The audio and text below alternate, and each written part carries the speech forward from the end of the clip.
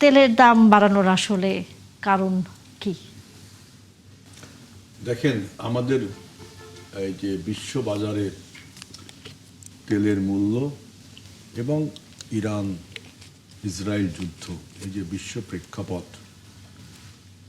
তো রিয়েলিটিটা হচ্ছে যে বিশ্ববাজারে তেলের বাজারে একটা অস্থিতিশীলতা তৈরি হয়েছে, আমাদের আমদানিতে একটা ধীরগতি। এটা কিন্তু রিয়েলিটি যে বিশেষ করে পারস্য সাগর দিয়ে আপনার হরমুজ প্রণালী দিয়ে জাহাজগুলো আসতে দেওয়া হচ্ছে না। এটা একটা বিশ্ব বাস্তবতা। তারপরে আপনার আমাদের এইখানে যে ভোক্তা, তাদের চাহিদা এমন বেড়েছে, এখন মজুত করাও শুরু করেছে। এছাড়াও সরকার একটা এই যে আমদানি নীতি আছে, যে তেলের দাম স্বয়ংক্রিয়ভাবে বাড়ানোর একটা আপনার পলিসি 2024 সাল থেকেই ছিল সরকারের, যে আমদানি ব্যয়ের সাথে সাথে সামঞ্জস্য রেখে তেলের দাম বাড়াতে হচ্ছে। এবং আপনি জানেন যে ইরান যুদ্ধের পরে আমরা বছরে প্রায় 3000 কোটি টাকার মতো খুব সম্ভব আমাদের, তার মানে মাসে প্রায় 167 কোটি টাকা, 167 কোটি টাকা মাসে ভর্তুকি দিচ্ছে। এই ভর্তুকির চাপ কমানোর জন্য আমাদের এই তেলের দামটা সমন্বয় করতে হয়েছে। এর জন্য দায়ী কে? বাংলাদেশ সরকার না আজকে বিশ্ব পরিস্থিতি, তাই না? সুতরাং এই বাস্তবতায় আমরা কিন্তু যখন তেলের দাম বেড়ে গেল, বিগত সরকারের সময় দেখেছি যে ইউক্রেন রাশিয়া যুদ্ধ বাধার সাথে সাথে সব কিছুর দাম বেড়ে যাচ্ছে। আমরা কিন্তু স্মার্টলি এইগুলো মোকাবেলা করেছি, বিশেষ করে আমাদের ভর্তুকিও দিতে হয়েছে। এখন আপনার এই যে ভর্তুকির চাপ কমাতে, তারপরে আপনার তেলের সরবরাহের একটা আমি বললাম ধীরগতি, এই সমস্ত কারণে এখন আমাদের তেলের দাম বাড়াতে হচ্ছে। কিন্তু আমরা এটা যে কোনো সরকারের ফেইলার তা না, এটা বিশ্ব বাস্তবতা, রিয়েলিটিটা হলো এটা। আমরা আপনার অকটেনের দামটা সবচেয়ে বেশি বেড়েছে, খুব সম্ভব 20 টাকার মতো বেড়েছে। আর সাধারণ যে গ্রাহক, বিশেষ করে ডিজেল, এইটা 15 টাকার মতো বেড়েছে। কেরোসিন 18 টাকার মতো বেড়েছে। আমার অত পরিসংখ্যানে কিছু ত্রুটি বিচ্ছু থাকতে পারে, এরকমই বেড়েছে। তো এইটা কিন্তু not a failure of government or the government system, it is the reality of world. এবং বিশ্ব শুধু আমাদের দেশ না, সারা পৃথিবীতে এই অবস্থা, তাই না? এখন আপনি বলতে পারেন যে আমরা বলেছিলাম যে এপ্রিল মাস পর্যন্ত আমরা তেলের দামটা ঠিকমতো রাখবো, কিন্তু এই যে আমদানির যে ধীর গতি, বিভিন্ন সময় আজকেও আমি দেখলাম যে আমাদের পতেঙ্গাতে মূল অ্যাঙ্করেজ থেকে প্রায় 60,000 মেট্রিক টন তেল আপনার পতেঙ্গা চিঠিতে আসছে, সেটা হয়তো খালাস পৃথিবীতে আরও 2-3 দিন লাগবে আপনার পাম্পে আসতে। সুতরাং এখানে একটা চাহিদার চাপ রয়েছে। আর চাহিদাটা কি, মজুতদারিটা বেড়ে গেছে, এইটা একটা মজুতদারিটা বেড়ে গেছে। সেখানে মাননীয় প্রতিমন্ত্রী গতকালই কিন্তু বলেছেন যে এপ্রিল এবং মে মাসে পর্যাপ্ত জ্বালানি মজুত রয়েছে, এবং যে এই মজুত আছে সেটি হচ্ছে ইতিহাসের সবচেয়ে বেশি পরিশোধিত জ্বালানি তেলের মজুত। এই কথা বলার একদিনের মাথায় কেন হচ্ছে বাড়ানোর মতো অবস্থা তৈরি হলো? না দেখেন, আমি আমি আমি বলি, আমাদের যে তেলের এলসিগুলো ছিল, যে সেগুলো সব আপনার, যেমন হরমুজ পয়েন্টে আগে আমাদের 6টা জাহাজ কিন্তু ছেড়ে দিয়েছে। আজকে দেখলাম একটা সারের জাহাজ আটকাইছে, আমাদের জয়যাত্রা, বাংলার জয়যাত্রা। এর আগের দিন একটা তেলের জাহাজ আটকিয়েছে। সুতরাং এই যে আপনার সাপ্লাই চেনে যে এই যে হঠাৎ করে ইন্টারাপশনটা হবে, ইরান তার যে নো ক্লিয়ারেন্স দিচ্ছে এখন বাংলাদেশকে, 2টো জাহাজ আমি দেখলাম, একটা সারের আর একটা তেলের। এই যে আমাদের সাপ্লাই নীতি একটু ছিল, সেই অনুযায়ী মাননীয় মন্ত্রী এটা বলেছেন। এখন আপনার যেহেতু তেলগুলো আপনার যে আমদানি যে ধীরগতি হচ্ছে, এই যে আমি বললাম 60,000 মেট্রিক টন তেল যদি আমরা আগামী 2 দিনের মধ্যে পাম্পে আনতে পারি, তাহলে কিন্তু অনেকটা চাপ কমবে। এবং আপনি বলছেন যে মাননীয় মন্ত্রী কেন বললেন যে ইতিহাসের সবচেয়ে বেশি, এটা তো ঠিক। আমাদের ইরান যুদ্ধের আগে যে পরিমাণ তেলের চাহিদা ছিল, এখনও সেই পরিমাণ তেলের চাহিদা, কিন্তু এই হুজুকের জন্য, মজুতদারিদের জন্য তেলের চাহিদা হঠাৎ করে বেড়ে গেল।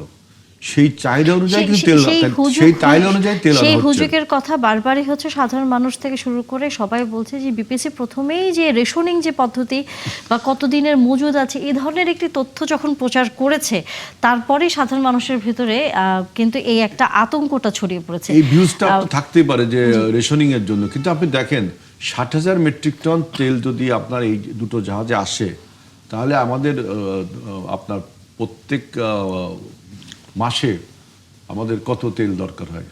5 থেকে 6 লাখ টন তেল দরকার হয়। সুতরাং এরকম যদি আমরা দুটো জাহাজে 1,20,000 মেট্রিক টন এরকম যদি যে এলসিগুলো আমাদের আছে, এগুলো যদি সরবরাহ লাইনটা ঠিক থাকতো, সাপ্লাই চেনটা ঠিক থাকতো, তাহলে কিন্তু মন্ত্রীর কথা ঠিক। আর যেহেতু এটা ইন্টারাপশন হয়েছে, এখন তো আপনার ভর্তুকি দিতে হচ্ছে, বাজেটের উপর চাপ, বাজেটের নিয়মও আছে যে আপনি কতটুকু ভর্তুকি অ্যালাউ করবেন।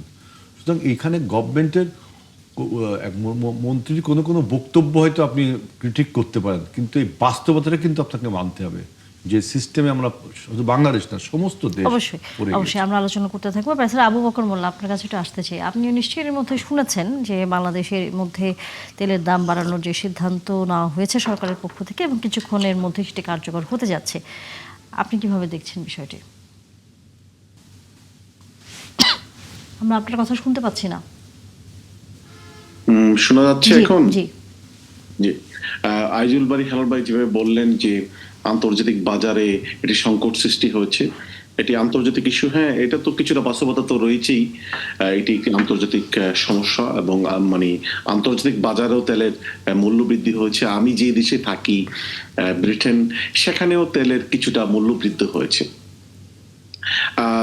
কিন্তু সমস্যাটা হচ্ছে যে এটা প্রপোর্শনেট কিনা, কতটুকু মূল্য বৃদ্ধি হয়েছে, কতটুকু আমরা সংকট মোকাবেলার জন্য ম্যানেজমেন্ট ভালোভাবে করতে পারছে কিনা। দেখুন, উনি যে কথাটি বললেন যে মজুদদারিতা বেড়ে গিয়েছে, এটি একটি অন্যতম বড় সংকট বাংলাদেশের এই বর্তমান তেলের দাম বৃদ্ধির পেছনে এবং সংকটের পেছনে। উন্নত দেশগুলোতে কিন্তু এই মজুদদারিতা নেই। আপনি যদি কম্পেয়ার করেন আমাদের পার্শ্ববর্তী দেশ ভারতের সাথেও, তেলের দাম বাংলাদেশের সাথে এবং ওনারা যেভাবে ম্যানেজমেন্ট করে, আপনি যদি উন্নত বিশ্বের সাথে তুলনা নাও করেন, বাংলাদেশের ম্যানেজমেন্টের দুর্বলতা রয়েছে। এবং এখানে সবচেয়ে বেশি দুঃখজনক যেটি মনে করছি, আমি জানি না বিএনপির লোকজন এটা আমার সাথে এগ্রি করবেন কিনা, এটি যেহেতু একটি আন্তর্জাতিক এবং জাতীয় সমস্যা, সকলে মিলে ফেয়ারলি ঐক্যবদ্ধভাবে ব্যাপারটি অ্যাড্রেস করা উচিত ছিল। এটি নিয়ে রাজনীতি না করলেই ভালো ছিল। ওনারা যে কথাটি বললেন, জ্বালানি তেলের কোনো সংকট নেই, তারপরে হচ্ছে যে এনাফ মজুদ রয়েছে, তারপরে এখন ওনারা বলছেন যে আইজুল বাড়ি হেলাল ভাই মানে বলছেন ফ্র্যাঙ্কলি যে এখানে মজুদদারিতার কারণে কিছুটা সমস্যা হচ্ছে, কিন্তু সরকারের তরফ থেকে তো এই কথাটি আগেই বলা উচিত ছিল। সরকার কেন সেলফ ডিনাইলে ওনারা কেন গেলেন যে জ্বালানি তেলের কোনো সংকট নেই, অথচ মানুষ মাইলের পর মাইল রাস্তায় দাঁড়িয়ে থেকে সারাদিন দাঁড়িয়ে থাকে। আপনি যে রিপোর্ট আমাদের মানে পত্রিকার সংবাদ পেশ করলেন, সারাদিন দাঁড়িয়ে থাকার কারণে, লাইনে দাঁড়িয়ে থাকার কারণে বাবার জন্য ওষুধ কিনতে যাইতে পারছে না। এবং এটি কিন্তু সকল সেক্টরে আজকে এফেক্ট করবে, মানুষের আয় উন্নতিতে ব্যাঘাত ঘটাবে, বিভিন্ন সেক্টরের ডেভেলপমেন্টে প্রবলেম সৃষ্টি করবে। আর সরকার এই ব্যাপারটি সিনসিয়ারলি ফ্র্যাঙ্কলি ডিল করা উচিত ছিল সকলকে সাথে নিয়ে। এখানে রাজনীতি করার দরকার ছিল না, কারণ যেহেতু এই প্রবলেম তো তারা সৃষ্টি করেনি। হ্যাঁ, তাদের প্রবলেম যেটি হয়েছে যে তারা এনাফ মজুদ এইটি ভুল তথ্য দিয়েছে। আমি মনে করি, আমার সাথে কেউ ডিবেট করতেই পারে, ওনারা জাতির সামনে স্পষ্ট করা উচিত ছিল যে এটি একটি সংকট, আমরা সকলে মিলে এটি সমাধান করার চেষ্টা করি। ওনারা করেন নাই। ওনারা বলছেন যে বিরোধী দল এটি নিয়ে রাজনীতি করছে। কেউ বলছেন জামাতের লোকজন তেল কোম্পানি ম্যানেজমেন্টে বসে গিয়েছে, এই কারণে তেলের সংকট সৃষ্টি হয়ে গিয়েছে। এই ধরনের বালখিল্য কথাবার্তা বলছেন। এগুলো না করে হেলাল ভাই আজকে যেভাবে বললেন সেভাবে যদি বলতেন তাহলে ভালো ছিল। ধন্যবাদ। অবশ্যই, কিন্তু আপনি বারবারই বলছেন যে বিএনপি এটি নিয়ে রাজনীতি করছে। আপনার ব্যাখ্যাটি হয়তো আমরা আরেকটু পরিষ্কারভাবে পরে জানতে পারবো, আশা করি। সেটা খাজা মনিরুদ্দিন, আপনার কাছে জানতে চাই, আপনার দৃষ্টিতে কি মনে হয় যে তেলের দাম বাড়ানোর যে সিদ্ধান্ত এখন সরকার নিয়েছে, এটা তো একটা বিশাল বড় চাপ সাধারণ মানুষের উপর নিশ্চয়ই আসবে। আমার কথাটি খুব দর্শকদের সাকিবকে আগে আমি ক্ষমা চেয়ে নিচ্ছি এই জন্য যে আমি খুব আনপপুলার কথা বলবো এই বিষয়ে। তেলের দাম অনেক আগেই বাড়ানো উচিত ছিল। সংকট শুরু হওয়ার সাথে সাথে যদি তেলের দাম বাড়ানো হতো তাহলে এই যে মজুতদারের যে সমস্যা, যে আমাদের মাননীয় এমপি যেটা বললেন, ওটা অনেকখানি কম হতো। প্যানিক বাইং যেটা হয়েছে, যেটা উনি হুজুগে মানুষ করেছে, লাইন ধরেছে, রেশনিংয়ের খবর পাওয়ার সাথে সাথে যে লাইন ধরেছে, এটা অনেক ক্ষেত্রে প্যানিক বাইং। আমি অনেকগুলো এক্সাম্পল দিতে পারবো যেখানে তার গাড়িতে 50-60 লিটার তেল আছে, ওইটা থাকা অবস্থায় সে আবার লাইন দিয়েছে 15 লিটার 10 লিটার তেল আরও নেওয়ার জন্য। কারণ সে কিন্তু রাস্তায় তেল পুড়ছে, বিকজ যারা এই কাজগুলো করছে তাদের টাকা আছে এটা খরচ করার মতো। আমাদের মতো মানুষ যারা মধ্যবিত্ত এবং আর মধ্যবিত্ত, তারা হচ্ছে সাফার করে যে আমরা ছোট্ট একটা গাড়ি মেনটেন করি, সেটার জন্য আমাদের একটু কষ্ট হয়। যারা উচ্চবিত্ত আছেন তাদের কষ্ট হয় না, কিন্তু আমি কষ্ট নিতে রাজি আছি যে এই দাম বাড়ার ফলে তাতে কি হতো, ন্যাচারাল অ্যাডজাস্টমেন্ট হয়ে যেত, মজুতদারের টেন্ডেন্সিটা কমতো। মজুতদারি কেন করেছে? সে আশা করেছে যে আমি জমিয়ে রাখি, ক্রাইসিস ছিল আমি অধিক দামে বিক্রি করতে পারবো, যে গ্যালন ধরে ধরে, সেটা একটা এক্সপেকটেশন ছিল।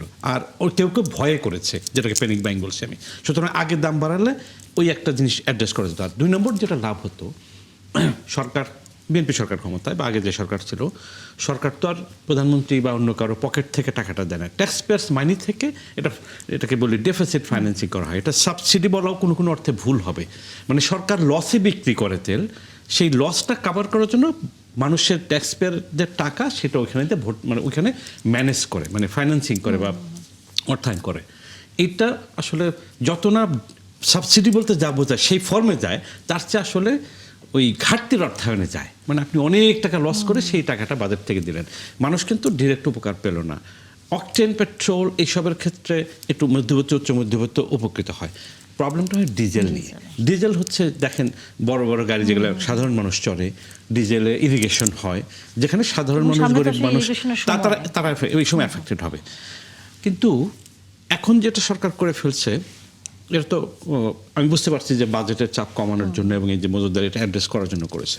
এখন মুশকিলটা হলো কি, আমি যখন বললাম যে আগেই করা উচিত ছিল, সেটা যেরকম সত্য, যখন আপনি এই ধরনের আনপপুলার মেজার নেবেন, মানুষ রাগ করতে পারে, তখন আপনার অন্য অন্য মেজারগুলো স্ট্রিক্ট হতে হবে, যাতে লিকেজ না হয়, যাতে এর ফলে ইমিডিয়েটলি দ্রব্যমূল্য পরের দিন ডাবল ট্রিপল না এই প্রসঙ্গটা আসলে আমি আসতে চাই, কারণ হচ্ছে যখনই এই খবরটা এর মধ্যে সবার কাছেই চলে গেছে, পুরো দেশবাসীর কাছেই চলে গেছে, আমরা তো দেখি যে ছোট কোনো ঘটনা ঘটলেই সবচেয়ে বেশি প্রভাব পড়ে হচ্ছে গণপরিবহনে, বাস ভাড়া বেড়ে যাবে, এটা আমরা আগামীকাল সকালেই হয়তো দেখবো, একই সাথে দ্রব্যমূল্যটাও বাড়বে।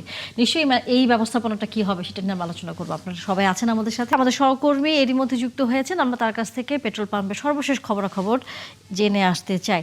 শাহেদুজ্জামান সাকিব যুক্ত হয়েছেন আমাদের সাথে। সাকিব, আপনি কোন এলাকায় আছেন এবং নতুন যেই নির্ধারিত এরই মধ্যে নিশ্চয়ই দামের খবর জনগণের মধ্যে এবং পেট্রোল পাম্পের কর্মকর্তাদের কাছে পৌঁছে গেছে, কি অবস্থা দেখছেন সেখানে?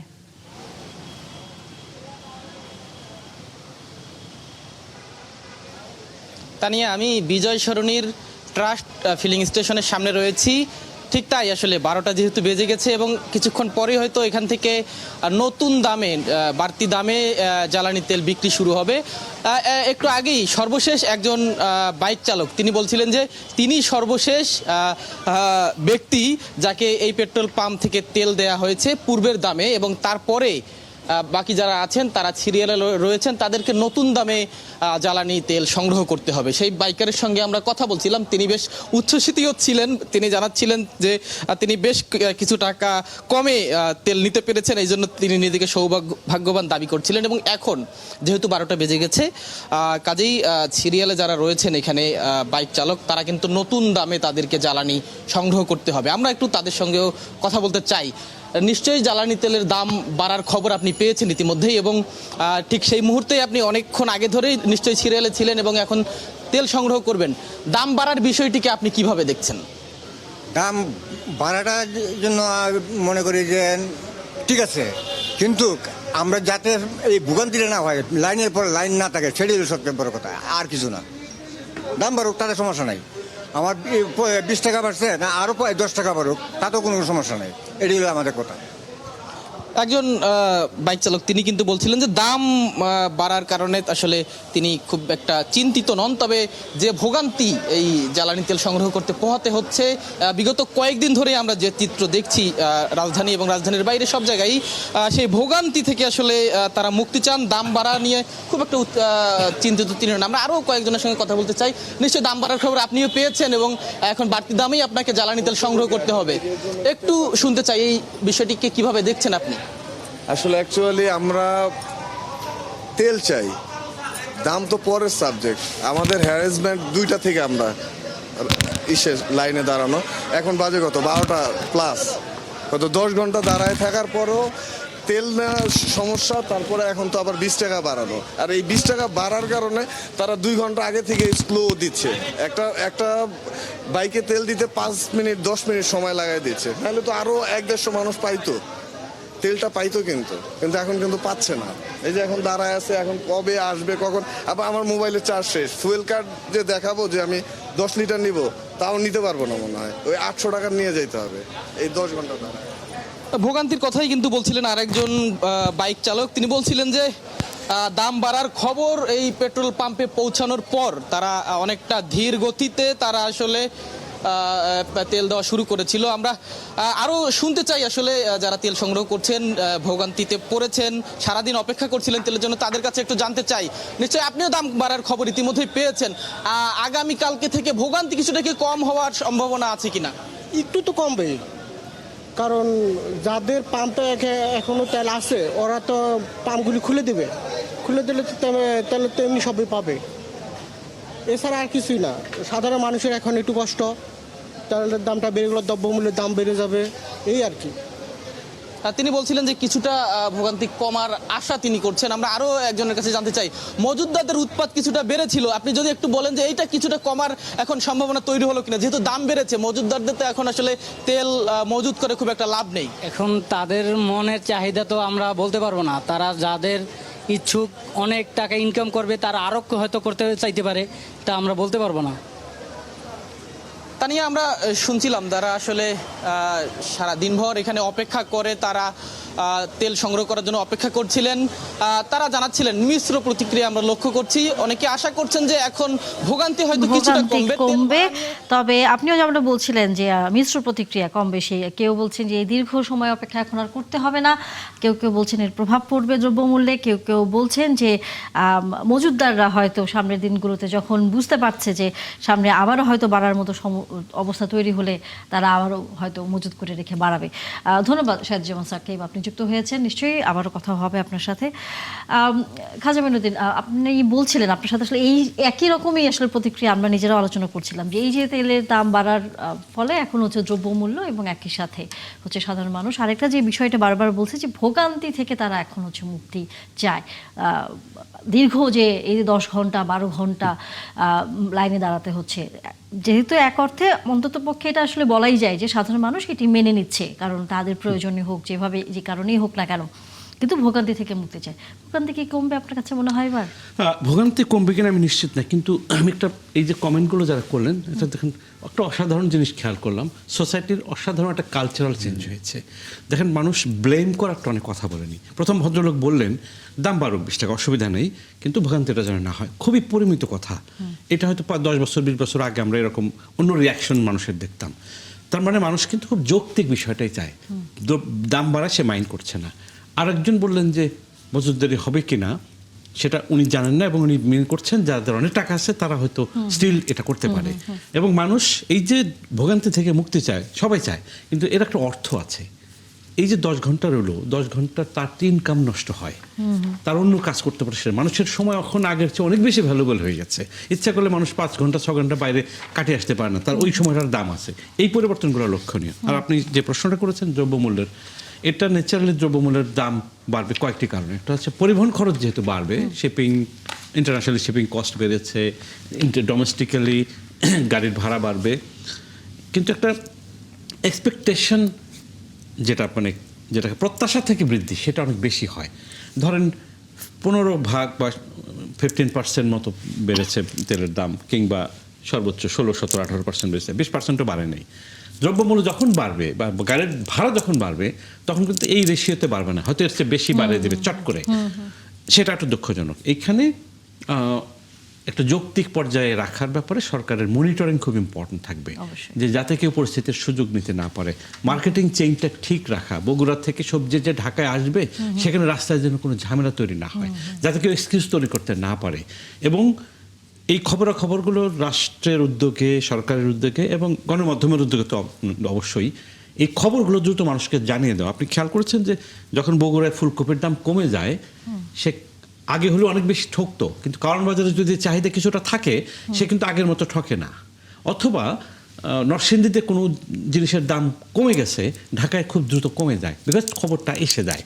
এই খবরটা মানুষ পাওয়ার একটা লাভ আছে। সুতরাং এখানে সরকারের মনিটরিং, মিডিয়ার রেগুলার রিপোর্টিং, এগুলো যদি নিশ্চিত করা হয়, এবং গভর্নেন্স অফকোর্স, গভর্নেন্স একটা বড় ব্যাপার হবে সরকারের জন্য, কারণ নতুন সরকার ক্ষমতা এসেছে, সরকারও চাবে না যে তার দুর্নাম হোক।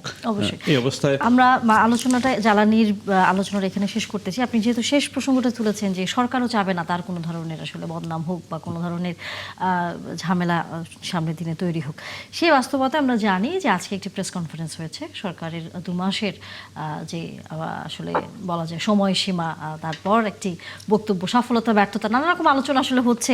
হয়তো এটি আজকে আরো বেশি আলোচনা হতো, জ্বালানি তেলের কারণে হয়তো কিছুটা এটি সাধারণ মানুষের হয়তো দৃষ্টিগোচর হয়ে গেছে। তারপরে হয়তো আলোচনা চলবে, কারণ রাজনীতির বিষয় নিয়ে আলোচনা করতে সবাই ভালোবাসে। প্রেসিডেন্ট আবু বকর মোল্লা, আপনার কাছে আসতে চাই। সরকারের 2 মাসের যেই মূল্যায়ন আপনার কাছ থেকে একটু শুনতে চাই। সরকারকে আপনি কিভাবে মূল্যায়ন করবেন? 10-এ কত নম্বর দেবেন? ধন্যবাদ। দেখুন, আমি মার্কিং এর দিকে যেতে চাই না। কারণটা হচ্ছে যে বাংলাদেশে বিএনপি সরকার ক্ষমতা এসেছে স্বাভাবিক কোনো প্রক্রিয়াতে নয়, এর জন্য বাংলাদেশের জনগণকে হেভি প্রাইস পে করতে হয়েছে। বিশাল একটি অভ্যুত্থান, জনগণের বিশাল আত্মত্যাগ, রক্ত জীবনের বিনিময়ে একটি নির্বাচন সংগঠিত হয়েছে, তার মধ্য দিয়ে বিএনপি ক্ষমতা এসেছে। এটি কোনো স্বাভাবিক প্রক্রিয়াতে ক্ষমতা হ্যান্ডওভার নয়। বিএনপি প্রথমে এসে যেই ড্যামেজটি করেছে, তারা গণভোটকে প্রত্যাখ্যান করেছে, গণভোটকে ছুঁড়ে ফেলে দিয়েছে। বাংলাদেশে গণতন্ত্রের যে এই ট্রানজিশনটি, এটি বিএনপির একা অবদান নয়। বিএনপির অবদান ছিল, অবশ্যই আছে, বিএনপির কন্ট্রিবিউশন ছিল, সেটি স্বীকার করতেই হবে। সকলে মিলে বাংলাদেশে আমরা গণতন্ত্রের পথে যাত্রা শুরু করেছি। বিএনপি এসে প্রথম দিন সংসদ যেদিন বসলো, সেদিন ওনারা 2টো শপথ করার কথা ছিল, মানে সাংবিধানিক ফোরাম এবং মানে স্বাভাবিক যে পার্লামেন্ট মেম্বার হওয়ার যে শপথ। বিএনপি সে সাংবিধানিক ফোরামের শপথটি তারা নিলেন না। সেদিনই আমি এক চ্যানেলে বলেছিলাম যে এই বিএনপি বাংলাদেশে নতুন করে গণতন্ত্রের অভিযাত্রায় একটি কুড়াল তারা প্রয়োগ করলো। বাংলাদেশি বিরোধী দল আবার রাজপথে নেমে আসছে, রাজপথে যাচ্ছে। আজকে যে জ্বালানি তেলের সংকটটি আপনি বললেন, এটি একটি কারণ বাংলাদেশের জনগণের দুর্ভোগ পোহানোর জন্য। এটির আন্তর্জাতিক কারণ রয়েছে, যৌক্তিক কারণ রয়েছে, ম্যানেজমেন্টের দুর্বলতা রয়েছে। কিন্তু সরকার যে সংকটটি সৃষ্টি করেছে, এটি জ্বালানি তেলের চেয়ে বহুগুণ ক্ষতিকর একটি দুর্ভোগ সৃষ্টি করতে যাচ্ছে এবং জাতির ক্ষতির দিকে তারা ধাবিত হচ্ছে। বিরোধী দল যদি রাজপথে যায়, আবার যদি আন্দোলন সংগ্রাম শুরু হয়ে যায়, এর দায় কার হবে? এর দায়, আজকে যেহেতু আপনি আমাকে মূল্যায়ন করতে বলেছেন 2 মাসের, আমি মূল্যায়ন করতাম। বিএনপি ফ্যামিলি কার্ড দিয়েছে, তারেক জিয়া নির্বাচনের পূর্বে কথা বলেছে, সেই কথাটি তারা রাখার সর্বোচ্চ চেষ্টা করছে। তারেক রহমান সাহেবের আন্তরিকতা নিয়ে আমার কোনো প্রশ্ন নেই, কিন্তু সবচেয়ে যে বড় ক্ষতিকর কাজটি উনি করেছেন, ওনার স্বরাষ্ট্রমন্ত্রী করেছেন, আজকে বিরোধী দলকে ওনারা রাজপথে চলে যেতে বাধ্য করেছেন। ওনারা কর্মসূচি দিবেন, জনগণের দুর্ভোগ পোহাতে হবে। বাংলাদেশ আবার নতুন করে পুরনো জঞ্জাট, সংগ্রাম, রক্তপাতের দিকে হয়তো চলে যাবে। এর দায় বিএনপির। আমি বিএনপিকে অনেক ক্রেডিট দিতাম, কিন্তু আমি ক্রেডিট দিতে পারছি না বলে আমি দুঃখিত। দেখুন, আজকে স্টার নিউজে আপনি যদি দেখেন, কারওয়ান বাজারে তারেক রহমান সাহেব এদেশে ছিলেন, আমি এই কারণে আরো ওনার কাছে প্রত্যাশা বেশি, মানে আমি যে দেশে থাকি। কারণ মানে স্টার নিউজ করেছে প্রতিদিন কোটি টাকার উপর চাঁদাবাজি হয়। আপনি বলুন, আমি বিএনপি কি কোনো মার্ক দিতে পারি? যে বিএনপি জুলাই সনদকে ছুঁড়ে ফেলে দিয়েছে, জুলাই শহীদদের রক্তের প্রতি অসম্মান পোষণ করেছে, অনেক রক্তের বিনিময়ে, অনেক সংগ্রামের বিনিময়ে আজকে বাংলাদেশ গণতন্ত্রের পথে যাত্রা শুরু করেছিল। তারেক জি আজকে বাংলাদেশে যেতে পেরেছে, আজকে আমি 17 বছর পর বাংলাদেশে যেতে পারছি। আজকে সেই সুযোগটির পথে বাধা সৃষ্টি করছে বিএনপি। আমি তার বিএনপিকে মার্ক দিতে পারছি না, দিতাম, কিন্তু তারা দিতে পারছে না, কারণ তাদের প্রথম দিনই বাংলাদেশকে গণতন্ত্রের পথে পরিচালিত করার যে অভিপ্রায়, সেখানে আমি সন্দেহ করার যথেষ্ট কারণ দেখতে পাচ্ছি। এবং তারা আজকে জনগণ মানে সরকার এবং বিরোধী দল জনগণকে মুখোমুখি দাঁড় করাচ্ছে।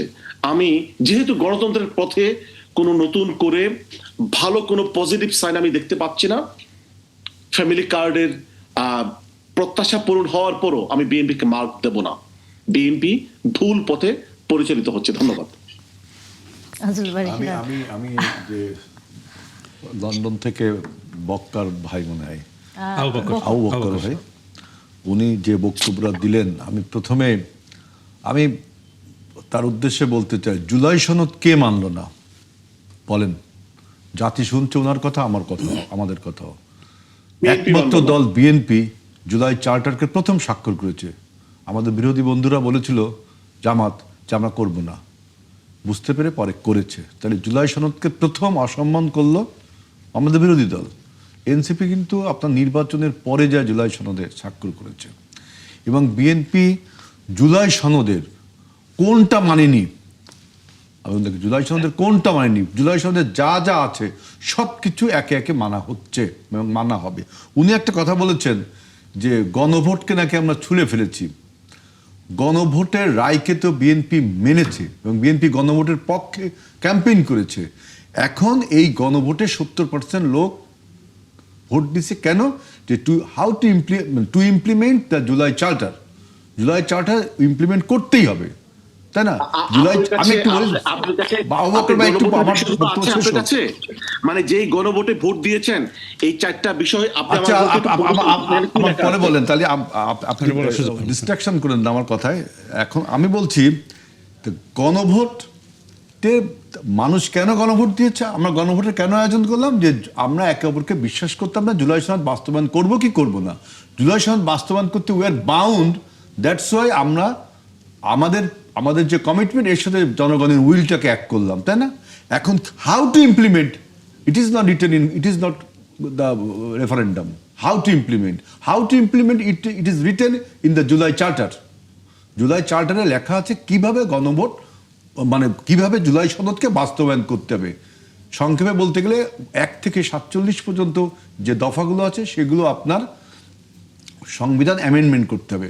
47-এর পরে যেগুলো আছে সেগুলো নির্বাহী আদেশে এবং আইন বিধি অধ্যাদেশ দ্বারা করতে হবে। এখন তাহলে গণভোট বলছে যে জুলাই সনদ বাস্তবায়ন করতে হবে, আমরা উই আর কমিটেড টু আপনার এস্টাবলিশড ইট। জামাত কি আপনার জনভোটের জুলাই সনদের যে লেখা আছে ডেপুটি স্পিকারটা আপনার বিরোধী দলকে নিতে হবে, ওনারা নিলেন না কেন? তো জুলাই সনদের পরে দ্বিতীয় অবজ্ঞা দেখলেন, প্রথমে সিগনেচার করলেন দেরি করে, দ্বিতীয়বার ডেপুটি স্পিকার নিলেন না। জুলাই সনদে লেখা আছে যে আপনাকে অন্তত নারীদেরকে 5% মনোনয়ন দিতে হবে। একটা নারী কিন্তু মনোনয়ন দিয়েছে, বিএনপি তো 9টা না 10টা দিয়েছে, আপনাকে একটাও দিয়েছেন। তো জুলাই সনদের প্রতি আপনাদের দরদটা কোথায়, কর্ডিলিটিটা কোথায়? এখন বলছে গণভোটকে নাকি আমরা ছুঁড়ে ফেলে দিচ্ছি। গণভোট অর্ডিনেন্সটা আমরা আইন আকারে আনিনি, কারণ গণভোটটা হয়ে গেছে, ওটা আর আইন আকারে আনার দরকার হচ্ছে না। ফার্দার যদি গণভোটের প্রয়োজন হয়, আমরা বিএনপি বলছে যে সেটাকে আমরা আবার বিল আকারে আনবো। যে 4টি যে গুম কমিশন, মানবাধিকার কমিশন, এটা কি? আর একটা কথা বলছেন যে কি আমরা সংবিধানের সংস্কার পরিষদে কেন শপথ নিলাম না। জুলাই চার্টারে কোথাও যদি লেখা দেখাতে পারেন, জুলাই চার্টারে যে সংবিধান সংস্কার পরিষদ হবে, এটা আছে আদেশে, আদেশ ইজ নট দি চার্টার। এই আদেশ নিয়ে অনেক বক্তব্য আছে। প্রেসিডেন্ট যে আদেশ দিচ্ছে সেখানে সে বলছে যে সংবিধান সংশোধন উইদিন ব্র্যাকেট সংবিধান সংস্কার। আলী রিয়াজ সাহেবের বাক্যের আপনার ছলচাতুর দেখেন, সংবিধান সংস্কার উইদিন ব্র্যাকেট সংবিধান সংশোধন আদেশ বাস্তবায়ন। সংস্কার মানে কি? Aggregations of many amendments is called reformation. আপনি প্রত্যেকটা অ্যামেন্ডমেন্টস মানে তো রিফরমেশন, তাই না? আপনি আলাদা করে বা সংস্কার পরিষদ, এটা তো আপনি একটা আদেশে বলছেন। আমরা এটা নিয়ে চ্যালেঞ্জ করেছি। এবং দেখেন যে জুলাই সনদে আদেশের সাথে পার্থক্য রাখা, জুলাই সনদে আমাদের কিছু নোট অফ ডিসেনশন ছিল, জামাত ইসলামের ছিল, এনসিপির ছিল, সব দলেরই ছিল কিছু নোট অফ ডিসেনশন। কিন্তু জুলাই আদেশে দেওয়ার পরে যে জুলাই সনদটা দেওয়া হলো রিটেন, মানে আমরা যে সনদে স্বাক্ষর করেছিলাম সেটাকে তারা একটা প্রতারণার করলো, কি ওই ডিসেনশনগুলো বাদ দিয়ে দিল। এবং কার সাথে আলোচনা করে বাদ দিল? ঐক্যমত কমিশন, কনসেনসাস কমিশন কার সাথে আলোচনা করে বাদ দিয়েছিল এই যে ডিসেনশনগুলো? এবং আদেশটা যে দিয়েছিল এটা কার সাথে আলোচনা করে দিয়েছিল? এটাও তো আদেশটা দিয়ে দিলেন যে গণভোট অধ্যাদেশ এবং জুলাই সনদ বাস্তবায়ন আদেশ এইটা। তা আমরা তো বলছি যে ভাই জুলাই সনদের কোনটা মানিনি? বরং আমি 3টা উদাহরণ, জামাত 3টাই মানিনি। আমরা জুলাই সনদে যা লেখা আছে একটা দাড়ি কমা সেমিক্লোন আপনি দেখেন কোনটা বিএনপি মানছে না। এখন অধ্যাদেশ 133টা অধ্যাদেশ আপনার এই ডক্টর ইউনূস সরকার দিয়ে গেছে।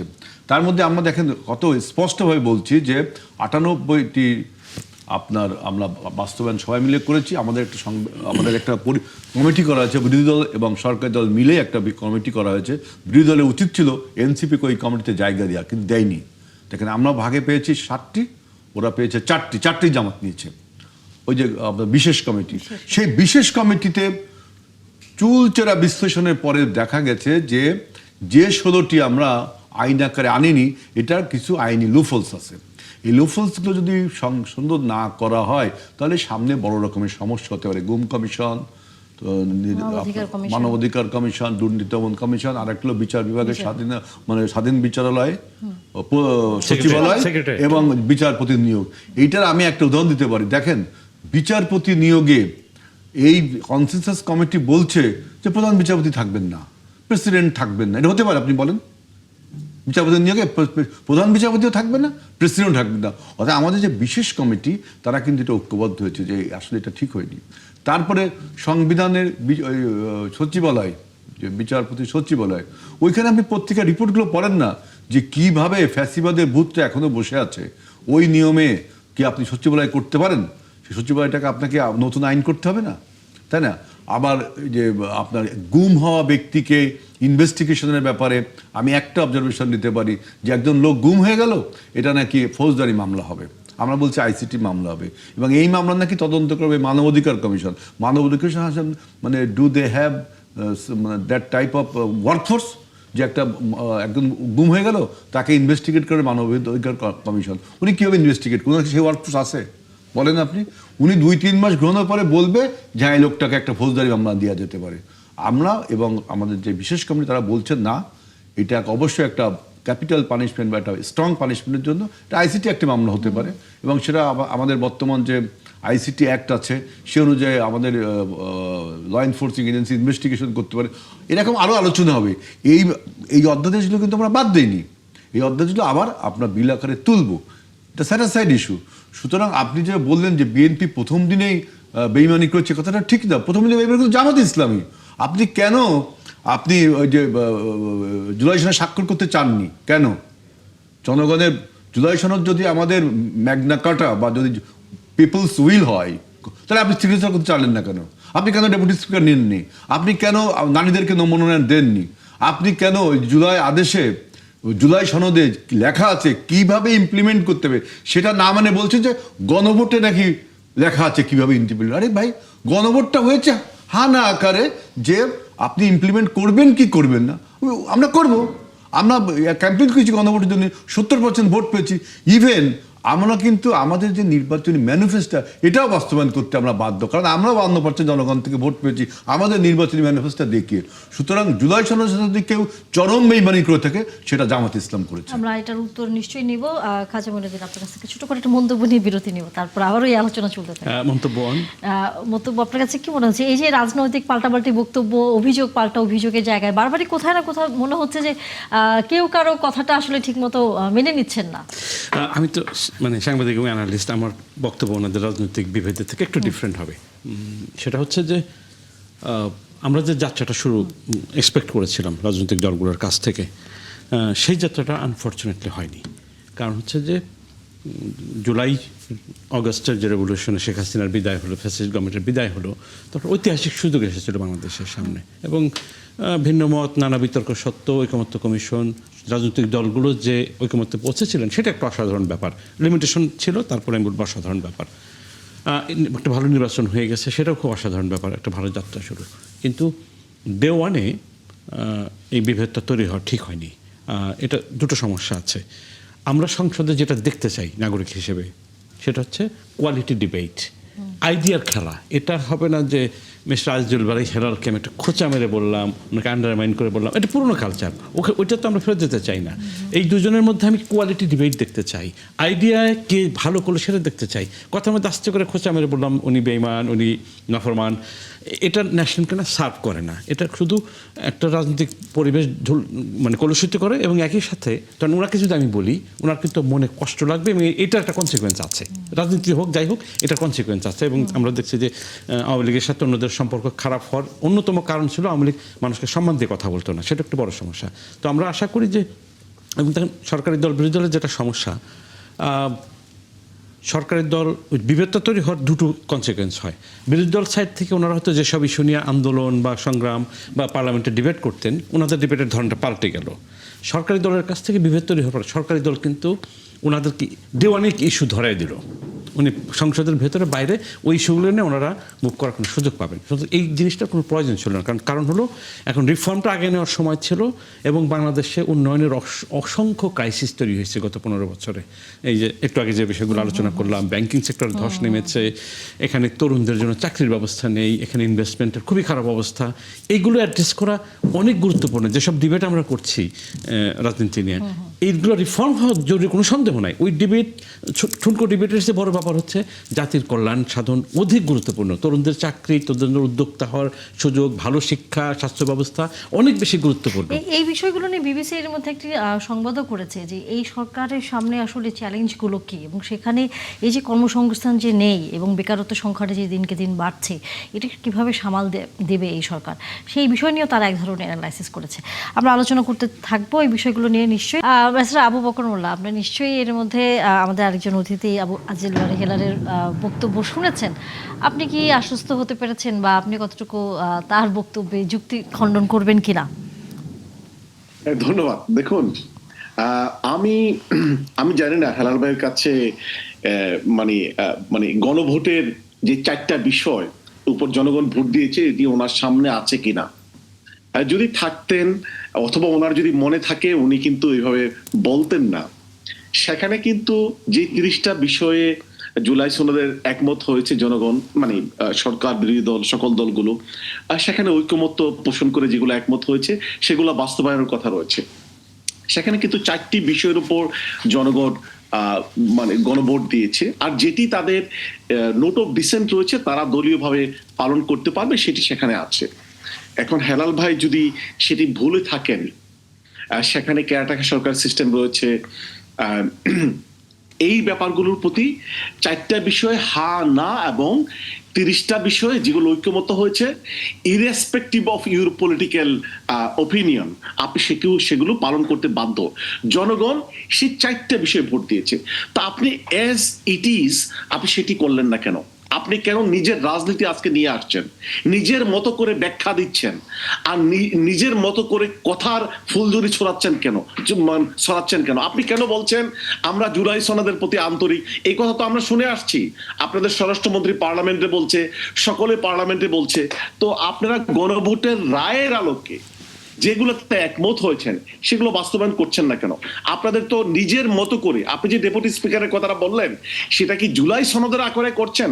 আমি আপনার এই প্রোগ্রামের মাধ্যমে আইজুল বারী হেলালকে এবং সকলকে জাতির উদ্দেশ্যে প্রশ্ন করছি, জামাতকে ডেপুটি স্পিকারের যে প্রস্তাবটা দেওয়া হয়েছে সেটি কি জুলাই সনদের আকারের মানে যেভাবে বলা হয়েছে সেভাবে প্রস্তাব দেওয়া হয়েছে, নাকি তাদের 31 দফার ভিত্তিতে করা হচ্ছে? আমরা আপনার 31 দফার ভিত্তিতে মানে অনুদান তো আমরা নেব না, আমরা নেব জনগণ রক্ত দিয়ে জুলাই সনদের ভিত্তিতে। আপনি সকল কিছু যখন বাস্তবায়ন করবেন তখন আমরা সেটা নেব, তখন আমরা সেটা বাস্তবায়ন করব। কিন্তু আপনি অনুদান দিবেন, আপনি 31 দফার আলোকে আপনি সেটা নিয়ে রাজনীতি করবেন, সেটি তো আমরা মেনে নেব না। দেখুন, আপনি আসেন, আমি যে কথাটি বলছিলাম যে কাউরান বাজারে প্রতিদিন কোটি টাকার উপর চাঁদাবাজি হয়, আপনি সেটি বন্ধ করার বিএনপির তরফ থেকে কার্যকর কোনো ভূমিকা রয়েছে? আমি আপনাকে এবং দর্শকদেরকে বলবো স্টার নিউজের মানে প্রতিবেদনটি দেখতে আজকের, যে ওনারা যে দেখা যাচ্ছেন এটার সাথে কিভাবে এবং কারা প্রতিদিন কোটি টাকার উপর চাঁদাবাজির বাণিজ্যের সাথে যুক্ত, কারা একজন মানবহিতৈষী ডাক্তারের চেম্বারে যুবদলের পরিচয়ে চাঁদাবাজি করতে ব্যস্ত। তারা সেগুলো বন্ধ না করে আজকে বলছেন টাইম ম্যাগাজিনের 100 প্রভাবশালী ব্যক্তির তালিকায় আমাদের সম্মানিত প্রধানমন্ত্রী রয়েছেন। সেখানে থাকতে পারলে তো আমরা গর্বিত, উনি থাকুক, বাংলাদেশের মান সম্মান ওনার কারণে বয়ে আসুক, উনি বই নিয়ে আসুক, সেটি আমরা প্রত্যাশা করি, উনি আমাদের সম্মানিত ব্যক্তি। কিন্তু বাস্তবতা হচ্ছে যে উনি কিন্তু প্রথম দিনে যে কাজটি করলেন জনাব তারেক রহমান সাহেব, যে উনি এবং ওনার দল সত্যিকার অর্থে মুখের ফুলঝুরি ছাড়া ওনারা জুলাই সনদের প্রতি অশ্রদ্ধা জ্ঞাপন করেছেন। বাংলাদেশের 70% জনগণ যেই বিষয়গুলোর উপর, প্রধান 4টা বিষয়ের উপর ভিত্তি করে তারা গণভোটে ভোট দিয়েছেন, তা প্রত্যাখ্যান করেছেন এবং সর্বোপরি মানে দলবাজি করছেন সকল জায়গায়, তাদের দলের লোকজনদেরকে অ্যাপয়েন্ট করছেন এবং ব্যাংকিং সেক্টরে অরাজকতা সৃষ্টি করছেন এবং ওনারা চাঁদাবাজি বন্ধ করছেন না এবং দিনকে দিন বাড়ছে। এই যে অভিযোগগুলো জামাতের পক্ষ আমি থেকে একটু তাহলে বলি যে ভাই যদি দেখে যে জুলাই সনদের 23 নম্বর অনুচ্ছেদ আপনি পড়েন 23, সেখানে বলা হচ্ছে যে বিরোধী দল থেকে আপনার ডেপুটি স্পিকার দিতে হবে, এটা 31 দফা না। আপনি দেখুন জুলাই সনদগুলো দেখুন যে আমি ভুল তথ্য দিলাম কিনা, 23 নম্বর অনুচ্ছেদে বলছি। এবার আসুন গণভোটে। গণভোটে কি বলা হচ্ছে? 4টা প্রশ্ন দেওয়া হয়েছে। একটা হলো আপনার যে জানো এটা তত্ত্বাবধায়ক সরকার, একটা হলো যে বাইক্যামেরাল পার্লামেন্ট, আর একটা হলো এই যে গুরুত্বপূর্ণ সংস্কার বাস্তবায়ন 30টি। এইখানেই যত ঝামেলা। এটা একটা মানে আমি এই যে একটা ওই যে কি যেন বলে যেটা একটা এনিগমা, একটা ফ্যালাসি এর ভিতরে, একটা মানে এটা রহস্যের একটা মিস্ট্রি এই 3 নম্বর অনুচ্ছেদটা। আর একটা হলো অন্যান্য সংস্কার। এই 4টা প্রশ্ন দেওয়া হয়েছে সবার কাছে। সুপারফিশিয়াল বিষয় একটা, আপনি 1 নম্বর আর 2 নম্বর মানেন তো 3 আর 4 মানেন না, আপনি হা দিবেন না দিবেন। কিন্তু যেহেতু গণভোটটা প্রয়োজন ছিল তখন, এবং গণভোট কিন্তু আবারও করতে হবে। আপনি দেখেন এই যে আমাদের জুলাই সনদ অনুযায়ী যদি আমরা কোনো সংস্কার করি যেটা মৌলিক সংবিধানের মৌলিকতার সাথে যদি সাংঘর্ষিক হয়, আপনাকে আমার ধারণা, আমার জ্ঞানে বলে আপনাকে আবারও গণভোট করতে হবে। সে যাই হোক, সুতরাং গণভোটে যে 4টা পয়েন্ট দিয়েছে, এই 4টা পয়েন্টে আমরা যে প্রথমে এই যে তত্ত্বাবধায়ক সরকার আমরা তো মানি, দ্বিকক্ষ বিশিষ্ট আমরা তো প্রস্তাবই দিয়েছি, তাই না? আর 2টো প্রশ্ন হলো যে 30টি গুরুত্বপূর্ণ সংস্কার। কি 30টি? সেই 30টি কি? কোন 30টি? 84-টির মধ্যে এরকম একটু ধোঁয়াশা আছে, মানে এক ধরনের হেয়ালি, এক ধরনের বিভ্রান্তির মধ্যে রয়েছে গণভোটে। কিন্তু গণভোটটা মূল স্পিরিট হলো যে you have to implement the July charter. সে জুলাই চার্টারকে আপনি মানছেন না, আপনি আসেন এই আদেশ দিয়ে, যে আদেশটা আলী রিয়াজ সাহেব একা তার কনসেনসাস কমিটিকে নিয়ে, আমার মনে হয় জামাতের সাথেও আলোচনা করিনি, আমার ধারণা এনসিপির সাথেও করেনি, আমাদের সাথে তো করেইনি এই আদেশটা নিয়ে। সমস্যাটা এইখানে আলী রিয়াজ সাহেব এই ফুটনোটটা দিয়ে রেখেছেন যে একটা আদেশ জারি করেছেন যেখানে সংস্কার পরিষদের কথা রয়েছে। উনি বারবার বলছেন যে আমরা শপথ নিইনি, জুলাই সনদে কোথাও দেখাতে পারবেন না যে বলছে ডেপুটি স্পিকার জুলাই সনদে নেই। আমি 23 নম্বর অনুচ্ছেদ পড়েন, আমার সামনে তো থাকে। না, জুলাই সনদে আছে তো আমি বলছি, জুলাই সনদে আছে নাই তা আমি বলিনি, আজকে আমি বলছি যে আপনাদের প্রস্তাবনার আলোকে আমরা নেব না, আমরা জুলাই সনদের আলোকে নেব। জুলাই সনদে লেখা রয়েছে কি আপনি দেখেন ডেপুটি স্পিকারটা আপনাকে নিতে হবে। আমরা তো নেব, সেটা আমরা বলছি, নিলেন না তো, আপনারা তো জুলাই সনদ মানছেন নিলেন না তো, ডেপুটি স্পিকার নিলেন না তো, তার জন্য মানলেনটা কই? আপনি কই মানলেনটা কই? আপনি যদি নিতেন তাহলে আপনার কোঅর্ডিনেটে দেখা দিত। আর আমরা তো জুলাই সনদে মানিনি, এমন একটা অধ্যায় দেখান। আমরা জুলাই সনদে মানিনি। আপনি নেননি, ওই আর্গুমেন্টের কোরিলেশনটা কোথায়? বিএনপি কনস্টিটিউয়েন্ট অ্যাসেম্বলিতে শপথ নেয়নি, তার পাল্টা হিসেবে এটা নেননি, নাকি অন্য কোনো আর্গুমেন্টে? দেখুন, আমাদের বক্তব্য হচ্ছে ডেপুটি স্পিকার শুধু নয়, পুরো জুলাই সনদকে বাস্তবায়ন করতে হবে, গণভোটের রায়কে বাস্তবায়ন করতে হবে। জুলাই সনদে লেখা রয়েছে কিভাবে বাস্তবায়ন করতে হবে। বাস্তবায়ন করতে হবে, আপনার অ্যামেন্ডমেন্টস করতে হবে কতগুলো সংবিধানের কিছু ধারা উপধারাকে, আর করতে হবে কিছু নির্বাহী আদেশ, আর কিছু আসলে সেটি আমিও জানতে চাই, যেটি হচ্ছে আপনারা বারবারই বলছেন যে বিএনপি যেহেতু সংবিধান সংস্কার পরিষদের শপথ তারা নেয়নি, আপনারা কি সেটার প্রেক্ষিতে এই জুলাই সনদের আপনারা যেটা বলছেন জুলাই সনদের শপথ নেওয়ার কথা তো লেখা নেই। আপনি লেখা দেখান তো, জুলাই সনদে লেখা আছে কিনা দেখান। রাজনৈতিক ব্যবস্থা হিসেবে সেটা করেছেন কিনা আমাদের জানার বিষয়। না, আমাদের বক্তব্য হচ্ছে যে শুধু ডেপুটি স্পিকার নয়, জুলাই সনদ এবং গণভোটের আলোকে পুরো মানে প্রক্রিয়াটি বাস্তবায়িত হতে হবে। হোল প্যাকেজ আপনি মিন করছেন, হোল প্যাকেজ?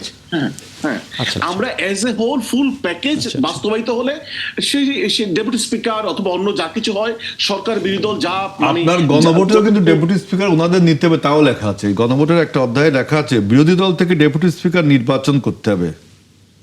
সেটা আপনি মানলেন না তো। এটা গণভোটের 4টা পয়েন্ট, একটা পয়েন্ট আমি দেখলাম 3 নম্বর পয়েন্টে যে 30টা গুরুত্বপূর্ণ সংস্কারের মধ্যে এটা রয়েছে। কিন্তু আপনি বলুন যে বিএনপি জুলাই সনদের কোন অংশটা মানেনি, আপনি একটা অংশ দেখান। জুলাই সনদের আলোকে জুলাই সনদের কোনটা বিএনপি মানেনি আপনি শুধু বলেন যে জুলাই সনদের কোন 84টার মধ্যে কোনটা বিএনপি মানেনি, একটা উদাহরণ দেন আপনি। আমরা তো ওপেন চ্যালেঞ্জ করলাম, আপনি একটা উদাহরণ দেখেন যে 84টা পয়েন্টে কোনটা মানেনি, একটা দেখান। আপনারা কোনো কিছুই মানেননি, আপনারা কোনো কিছুই মানেননি। আমি কি করে বলবো ভাই? আমি তো বলেন কোনটা মানেননি বলেন না ভাই। আমি বলছি আপনারা কিভাবে মেনেছেন। আপনারা কি গুম অধ্যাদেশ মেনেছেন? আপনারা মানেন নাই, আপনারা নতুন করে ব্যাখ্যা দিতে যাচ্ছেন। গুম অধ্যাদেশ আর জুলাই সনদ কি এক? অধ্যাদেশ আর সনদ কি এক হলো? আপনি জুলাই সনদে যেগুলো ঐকমত্যের ভিত্তিতে যে 30টা আমরা একমত হয়েছি, হ্যাঁ সেটা তো মানা হচ্ছে তো, সেটা তো মানা হচ্ছে তো। আপনি অধ্যাদেশ আর সনদ তো এক জিনিস হচ্ছে না। আপনার অধ্যাদেশটা কি?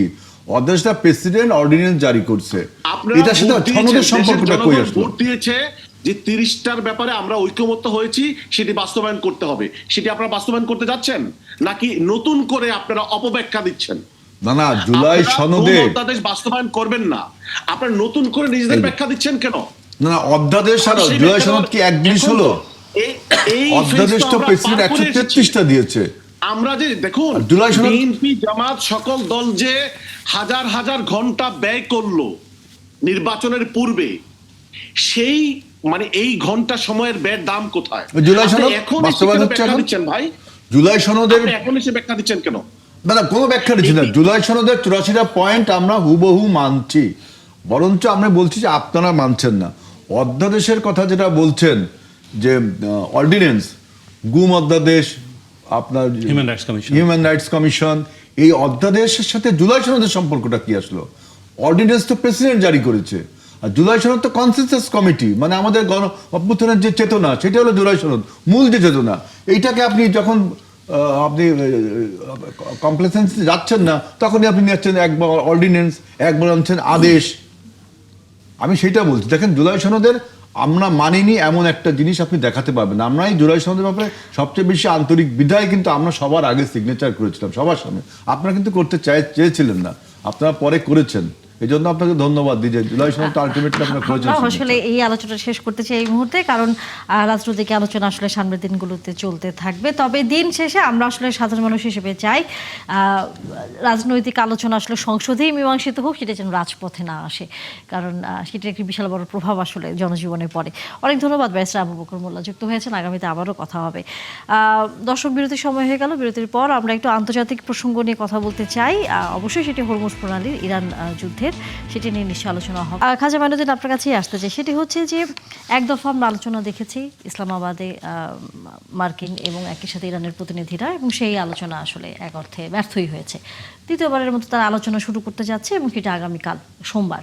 আপনার কাছে কি মনে হয় যে সেখানে কি কোনো ধরনের আসলে শেষ পর্যন্ত কোনো ফয়সলা হবে এই যুদ্ধ নিয়ে? দেখুন, যুদ্ধের বিষয়ে যখন আলোচনা হয়, নেগোসিয়েশন টেবিলটা যুদ্ধ শেষ হওয়ার জন্য কাজে লাগে। সারা পৃথিবীতে এক্সাম্পল এটা। অনেক সময় আলোচনাটা যুদ্ধ চালানোর জন্য হয়, যে যুদ্ধবিরতির সময় আলোচনা হয়, আবার যুদ্ধ শুরু হয়, এই প্রক্রিয়া চলে। সাধারণত আমেরিকা রিসেন্ট টাইমসের যেসব এক্সাম্পল দেখা গেছে, আলোচনার টেবিলে আছে এমন সময় সে বম্বিং করে অথবা চাপটা অব্যাহত রাখে। ভিয়েতনাম যুদ্ধে আমরা দেখেছি, একদিকে হেনরি কিসিঞ্জার এবং লি ডুক থু, ভিয়েতনামের অস্ত্র আলোচক, উনি আলোচনা করছেন, ওইদিকে আমেরিকা বম্বিং করছে চাপটা অব্যাহত রাখার জন্য। একই কায়দা হতে ইরানে আমেরিকা করতে চেয়েছে, যে একদিকে থ্রেট রাখা, আরেকদিকে নেগোসিয়েশনে বসা। কিন্তু এই নেগোসিয়েশনটা তো, আমি প্রথম পাকিস্তানের যে নেগোসিয়েশনটা হলো, এটা আমি ফেইলিওর বলবো না, এই কারণে this negotiation leads to further negotiation. এবং এখানে খুব সম্ভবত CNN লিখেছে বা কোনো আমেরিকান পত্রিকা লিখেছে যে ওই জেডি ভ্যান্স, ট্রাম্পের যে ভাইস প্রেসিডেন্ট, তাকে দুইটা বড় অ্যাসাইনমেন্ট দেওয়া হয়েছিল। উনি লিখেছেন যে হি ফলস ফ্ল্যাট দুটোতেই। তার মানে জেডি ভ্যান্সের যে পারফরমেন্স, তাতে আমেরিকান মিডিয়া খুব পজিটিভলি দেখেনি, তাকে একটা বড় সুযোগ পেয়েছিল। এবং খেয়াল করেন, যুদ্ধ শেষ করার ব্যাপারে ট্রাম্প কতটা অস্থির হয়েছে। ইসলামাবাদে আলোচনার সময় ট্রাম্প 10 বার ফোন করেছে ভ্যান্সকে। মানে এটা তো আনপ্রেসিডেন্টেড। একজন রাষ্ট্রনায়ক সাধারণত চুপচাপ থাকে, আলোচনা থাকলে সে quietly behind the scene maintain করে, কিন্তু সে 10 বার ফোন করে তার অস্থিরতাটা বুঝিয়ে দিয়েছে। সুতরাং আমার কাছে মনে হচ্ছে ডোনাল্ড ট্রাম্প একদিকে যুদ্ধ শেষ করার জন্য মরিয়া হয়ে উঠেছে, অন দ্য আদার হ্যান্ড সে তো ব্যবসায়ী মানুষ, ইগোসেন্ট্রিক মানুষ, সে সবসময় জিততে চায়, এবং ওই যে জিততে চাওয়ার যে টেন্ডেন্সি, ওইটার জন্য সমানে সে মিথ্যা কথা বলতে থাকে, এবং সে কাল্পনিক কথা বলতে থাকে।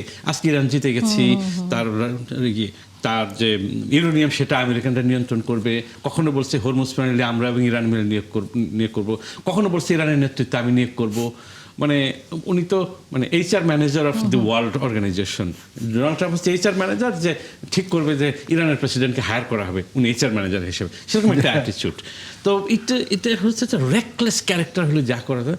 মানে বিশ্ববাসী এবং আমেরিকার সম্ভবত একটা দুর্ভাগ্য যে এরকম একটা বিকারগ্রস্ত মানুষ আমেরিকার প্রেসিডেন্ট, যে কারণে সারা বিশ্বকে পে করতে হচ্ছে। এবং একই সাথে নিশ্চয়ই আপনিও লক্ষ্য করছেন যে আমেরিকার যেসব মিত্র দেশগুলো রয়েছে, তারা এবার কিন্তু এই যুদ্ধে তাদের সাথে নেই। সেকেন্ড ওয়ার্ল্ডের পরে এই প্রথম আমেরিকান মিত্ররা আমেরিকার সাথে থাকেনি। আমরা 90-এর দশকের উপসাগরীয় যুদ্ধ এবং 2003-এর যে ইরাক যুদ্ধ এবং পরে 2001-এর আফগানিস্তান যুদ্ধ, এই জিনিসগুলো প্রতিটার ব্যাপারে আমেরিকা কিন্তু তার মিত্রদেরকে তার পক্ষে রাখতে পেরেছে। যদিও অনেক সময় ফলস প্লি ছিল।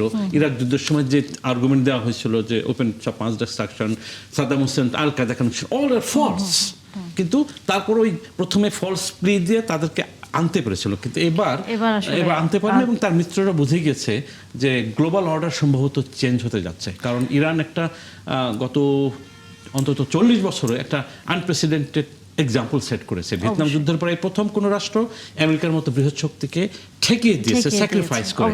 ফলে আমেরিকা এখন এই যে আলোচনা টেবিলে আসতে বাধ্য হচ্ছে। আমি এটা একটা বড় প্রোগ্রেস হিসেবে দেখি। রেজাউল করিম, আন্তর্জাতিক সম্পর্ক বিশ্লেষক, যুক্ত হয়েছেন আমাদের সাথে। অনেক ধন্যবাদ রেজাউল করিম, যুক্ত হয়েছেন এবং সময় দিয়েছেন। প্রথমত হচ্ছে জানতে চাই আপনার কাছে যে আলোচনা চলছে, আলোচনা সামনের দিনে হবে, এর মাঝেই আমরা দেখছি যে লেবাননে আবার ইসরায়েল হামলা করছে, আবার হচ্ছে এই যুদ্ধবিরতি দীর্ঘায়িত হবে কিনা সেটি নিয়ে কোনো ধরনের সুনির্দিষ্ট কোনো তথ্য আসলে জানা যাচ্ছে না, আন্তর্জাতিক গণমাধ্যমগুলো এখনও বলতে পারছে না। তার মধ্যেই আবার আমেরিকার সাথে তার মিত্র দেশগুলো খুব একটা এবার তার সাথে নেই। আলাদাভাবে তারা, আমরা দেখেছি যে যুক্তরাজ্য এবং ফ্রান্স, তারা আলাদা করে 40টি দেশকে সাথে নিয়ে এই হরমুজ প্রণালী দিয়ে যাতায়াত থেকে শুরু করে অন্যান্য জ্বালানি ইস্যুতে, অর্থনৈতিক ব্যবস্থাপনার ইস্যুতে তারা আলোচনা করেছে। কিভাবে দেখছেন পুরো বিষয়গুলো? ধন্যবাদ আপনাকে এবং আমার সাথে যারা সহ-আলোচক এবং দর্শকদের সবাইকে আসসালামু আলাইকুম। অ্যাকচুয়ালি একটা বিষয় কি, আপনার দুটো দৃষ্টিকোণ থেকে দেখতে হবে। একটা হচ্ছে আন্তর্জাতিক সম্পর্কের দৃষ্টিকোণ থেকে যদি দেখেন, তাহলে সেক্ষেত্রে অনেক স্ট্র্যাটেজিক বিষয় আছে যে জায়গা থেকে আসলে আমেরিকা, মিডল ইস্ট বা আমাদের গ্লোবাল অর্ডার যে চেঞ্জ হচ্ছে, এটার ক্ষেত্রে বিভিন্ন কান্ট্রির চিন্তাটা অন্যরকম। বাট মিলিটারি স্ট্র্যাটেজি থেকে আপনার সামরিক বা রণকৌশলগত দিক থেকে যদি চিন্তা করেন, সেক্ষেত্রে আপনার এই যে সিজফায়ার, এটা কিন্তু আসলে সিজফায়ারের এই সময়টা কিন্তু যুদ্ধ বিরতি মানে আসলে যে যুদ্ধ থেমে যাচ্ছে তা না, বা বিরতি মানে যেটা আসলে কোনো পজিটিভ রেজাল্ট আসবে তা না। আবার বিরতি মানে এও না যে আপনি যুদ্ধটা সামনে এটা কন্টিনিউ হবে না। বিরতি সামটাইমস হচ্ছে যে মিলিটারি প্রিপারেশন কাইন্ড অফ, মানে এই বিরতি হওয়াটা মানে হচ্ছে আমেরিকা তারা একটা টাইম কনজিউম করছে, যে টাইমের মধ্যে সে একটা প্রস্তুতি নিতে পারে। এটা এখন প্রস্তুতি শুধু আমেরিকার জন্য না, আমেরিকার যারা অ্যালাই আছে তাদের জন্য, মিত্র আমেরিকার যারা শত্রু তাদের জন্য। যেমন অলরেডি ইরানের জন্য এটা কি প্রস্তুতি হয়েছে, ইরান তাদের 6টা এয়ারপোর্ট অলরেডি চালু হয়ে গিয়েছে। তারা তাদের বিভিন্ন জায়গাগুলো অলরেডি রিবিল্ড করেছে। এয়ারপোর্ট থেকে শুরু করে ইরানে যতগুলো জায়গায় ক্ষয়ক্ষতি হয়েছে তার অধিকাংশ জায়গাগুলো ইরান কিন্তু রিবিল্ড করেছে। ইরান অলরেডি, যেমন ওদের গোলাম রেজা রশিদ, তিনি একটা জায়গায় অলরেডি ডিক্লেয়ার করেছেন যে তারা যদি এখানে নতুন করে যুদ্ধ শুরু হয়, ওয়ার যদি আবার নতুন করে নেক্সট ওয়ার শুরু হয়, তাহলে তারা এই মাসের মধ্যে তারা যে অস্ত্র তৈরি করেছে তারা সেই নতুন অস্ত্র বিশ্বকে দেখিয়ে দিবে। তো আপনি চিন্তা করেন যে এই যে কথাটার মানে কি, এবং ইরান কিন্তু ইরাক না। ইরাক যেটা সাদ্দাম হোসেন কিন্তু নিজেকে ওভার এস্টিমেট করেছিল, ওভার রেটেড করেছিল, আর ইরান এই জায়গায় আপনি বলতে পারেন যে তার ক্যাপাবিলিটি আছে বা তা আন্ডার রেটেড করে রাখছে। তো এই জায়গাটায় ইরানকে ইরাকের মতো করে জাজ করলে এটা অনেক বড় একটা, যেটা অলরেডি ব্লান্ডার করে ফেলছে। আচ্ছা, তারপরে হচ্ছে ইরাকের জন্য হরমুজ প্রণালী ছিল না, ইরানের জন্য হরমুজ প্রণালী আছে। ইরাকের জন্য তার যে কান্ট্রি যে বিস্তৃত এরিয়া, এটা ইরাক ছিল না, যেটা ইরানের আছে। মিলিটারি সামরিক রণকৌশলগত দিক থেকে কিন্তু একটা ভূমির বৈচিত্র্য এবং ভূমির বিস্তৃতি, এটা কিন্তু বিরাট ফ্যাক্টর। যে কারণে আপনার মঙ্গোলিয়ানরা যখন বিভিন্ন জায়গায় তারা যখন আক্রমণ করে, সেক্ষেত্রে কিন্তু বিস্তৃত এরিয়াগুলো, যেমন ছোট ছোট কান্ট্রিগুলো খুব দ্রুত তারা আক্রমণ করে দখল করে নেয়, বড় বড় এরিয়াগুলো পারেনি। আবার বাংলাদেশে যখন ভারত যখন পাকিস্তান যখন আপনার সেই ডিসেম্বরের পূর্বে যখন তারা আক্রমণ পরিকল্পনা করে, যেটা আপনার ভারতের সেই ফিল্ড মার্শাল যেখানে তার স্টেটমেন্টে বলেছিলেন যে তিনি ইন্দিরা গান্ধীকে ডিনাই করেছিলেন যে এই বর্ষার মৌসুমে যদি আগস্ট সেপ্টেম্বর মাসে যদি আমরা যাই, তাহলে মার্শি এরিয়াতে ট্যাঙ্ক চলবেন। তো এরকম অনেকগুলো বিষয় আছে, ভূমি বৈচিত্র্য, ভূমি বিস্তৃতি, অনেকগুলো বিষয় আছে যেই দিক থেকে ইরান অনেক বেশি ডিফারেন্ট দেন ইরাক। তো আমেরিকা এই জায়গায় অনেক বড় ব্লান্ডার করেছে। আচ্ছা, তারপর আরেকটা বিষয় হচ্ছে কি যে আপনার এখানে সিজফায়ারের যে ক্লজগুলো ছিল, যে মানে এখানে যে কতগুলো বিধি তারা আটকে দিয়েছিল, সেগুলো আমেরিকা প্রতিটা জায়গায় ভায়োলেট করেছে। যেমন লেবানন ইস্যু নিয়ে, লেবানন কিন্তু অন্যতম একটা চুক্তির অংশ ছিল, মানে এখানে তাদের শর্ত ছিল। লেবাননে তারা কি করেছে, তারা শুধু হামলা করেনি, তাদের প্যারামেডিক্যাল গুলোতে টার্গেট করে তারা হামলা করেছে, যেখানে অনেকগুলো মানুষ হতাহত হয়েছে। তারপরে আপনার আমেরিকা তাদেরকে হরমুজ প্রণালী তারা ব্লকেটের কথা বলেছে যে তারা সব জায়গায় বন্ধ করে দিবে। হরমুজ প্রণালী এখানে অ্যাকচুয়ালি ইরান উল্টা করেছে। ইরান কি করেছে, যে ট্রাম্প যেটা হুমকি দিয়েছে তার কাউন্টারে ইরান বিভিন্ন জায়গায় জায়গায় হরমুজ প্রণালী নিয়ে তারা উল্টা তাদের রিয়াকশনটা দেখিয়েছে। তারা ভয় পেয়ে থেমে যায়নি, বরং ইরান আরো অ্যাগ্রেসিভ ভূমিকা পালন করছে। তবে এখানে একটা বিষয় হচ্ছে যে এই জায়গাটাতে পাকিস্তান যে ভূমিকা পালন করছে, এটাকে এখনো বলা যাবে না যে পাকিস্তান এই জায়গাটায় এই যুদ্ধটা যে আসলে সে যে ব্যর্থ, তার যেখানে নেগোসিয়েশনের ক্ষেত্রে পাকিস্তান যেটা রেফারি ভূমিকা পালন করতেছে। আমি মনে করি পাকিস্তান, এখানে একটা প্রশ্ন আসতে পারে বাই দ্য ওয়ে, যে ওয়াই পাকিস্তান এখানে, কেন অন্য কান্ট্রি? কারণ মিডল ইস্টের সবগুলো কান্ট্রি কোনো না কোনোভাবে ডাইরেক্টলি ইনডাইরেক্টলি যুদ্ধের সাথে জড়ায় গেছে, সবগুলো কান্ট্রি দেখবো ডাইরেক্টলি আর ইনডাইরেক্টলি।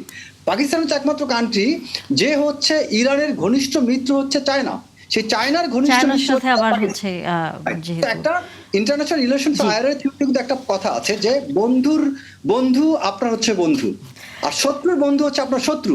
সো এখানে ইরান হচ্ছে পাকিস্তানের ঘনিষ্ঠ বন্ধু, সেই বন্ধুর বন্ধু হচ্ছে চায়না, চায়না হচ্ছে পাকিস্তানের ঘনিষ্ঠ বন্ধু, সেই বন্ধুর বন্ধু হচ্ছে ইরান। আর ইরানের সবচেয়ে এই মুহূর্তে রিলায়েবল এবং মোস্ট ফেথফুল, তার জন্য একদম হাইয়েস্ট লেভেলে যে বন্ধুত্ব দেখিয়েছে সেটা হচ্ছে চায়না। সো এই জায়গা থেকে পাকিস্তান ব্যতীত আর কোনো কান্ট্রি এই অবস্থায় নেই। বাট এখানে এখন প্রশ্ন আসতে পারে যে এই জায়গাটায় পাকিস্তান এখানে কতটুকু সফল হবে, বাট এখনো সময় আমরা শেষ আসলে হয়নি। আগামীকালের বৈঠকের দিকে তাকিয়ে থাকতেই হবে আমাদের, কতটুকু সফল হবে। দ্বিতীয়বার যেহেতু আবার আলোচনা শুরু হতে যাচ্ছে, আলোচনা করবার সময় একেবারে শেষ, রেজাল্ট করি নিশ্চয়ই আগামীতে কথা হবে। আজল বাড়ি হিলাল, 1 মিনিটে যদি শেষ মন্তব্য করেন এই ইরান যুদ্ধ নিয়ে, না হলে আমরা অনুষ্ঠান শেষ করব। আমার বক্তব্য হলো যে দুইজনেই ভালো বিশ্লেষণ করলেন, কিন্তু আমি দেখলাম যে আপনার যুদ্ধের যে মারণাস্ত্রগুলো, এতে আমেরিকা অনেক উপরে এগিয়ে আছে, তাই না? আমার ভয় হয় যে পৃথিবীতে যতগুলো অ্যাটমিক বোমা বেনেছে সবই আমেরিকা মেরেছে। এবার যদি কোনো এরকম কোনো দুর্ঘটনা ঘটে থাকে ইসরায়েল কর্তৃক, আমেরিকা তখন দোষ হয়তো নাও নিতে পারে। এরকম কিছু যেন না হয়, বিশ্ববাসী যেন শান্তিতে থাকে, অবশ্যই, এটাই আমার অবশ্যই, আমরা প্রত্যাশা। আসলে সেই প্রত্যাশা সবারই করি। কামনা সেটা। অনেক ধন্যবাদ আপনাদেরকে, যুক্ত হয়েছেন আমাদের সাথে। আগামীতে আবারও কথা হবে। দর্শক, দেখা হবে আবারও।